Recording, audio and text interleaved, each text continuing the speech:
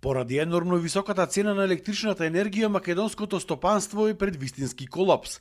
Доколку компаниите не добијат субвенционирана струја од државата, прашање на време било само кога ќе се започне со масовно затворање и отпуштање на вработените. Во моментот во просек струјата се купувала по 500 до 600 евра за мегават час, а некогаш во ноќните часови цената достигнувала и до 900 евра.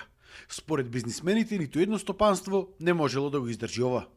За жал, јас и на неколку наврати тоа го спомнав, како држава не го положивме испитот, во смисла што во нашето окружување сите држави на балканскиот простор веќе имаат одредена субвенционирана струја од државата и нашата економија, нашето стопанство остана само на себе да се снајдува, а тоа само по себе значи дека не можеме да се носиме со оваа состојба не заради невичноста на компаниите, туку заради тоа што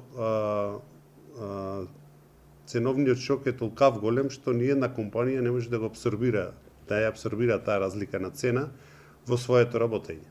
Колку и да намалува трошоци, едноставно 5 пати зголемена струја не може да биде абсорбирана во ниеден производ, од ниедна добивка покриена.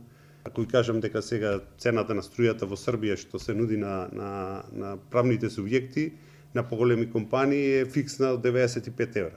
И сега нашата економија како ќе биде конкурентна на овој простор, посебно во индустријата на прехрана и пијалаци, нека ми објасни некој ако знае.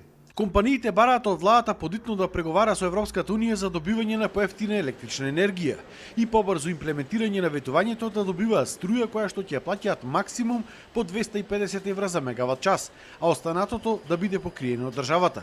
Велат дека ако не затворат, тогаш мора да ги покачат цените на своите производи, да ја укинат третата смена, да не работат во сабота и слични други мерки, со што автоматски стануваат неконкурентни на пазарот. Гледате дека останатите компании пред се од нашата индустрија, од прехранбената индустрија, веќе цените на производите се покачени. Некои од компаниите се енергетски поинтензивни, па и неправедно во јавноста кога се осудуваат дека се тие профитерите на оваа криза, производителите на храна не се профитери од енергетската криза, тие се жртви и ако сакаат да обстанат, една од мерките е да ги покачат цените на своите производи. Ако не, клучот на врата. Затворање погани испуштени работници не, бидејќи сепак ние сме должни да најдеме решение за работниците, но сепак мислам дека може да се доведе до ситуација на окинување на трети смени, избегнување на работа во сабота и така натаму. Некои компании веќе инсталирали соларни панели, но велат дека со нив произведуваат само 20% од потребите за електрична енергија, така што тоа не било доволно да се амортизира овој голем удар што им се случувал, особено што доаѓаат месеци кога ќе има и се помалку сончева енергија.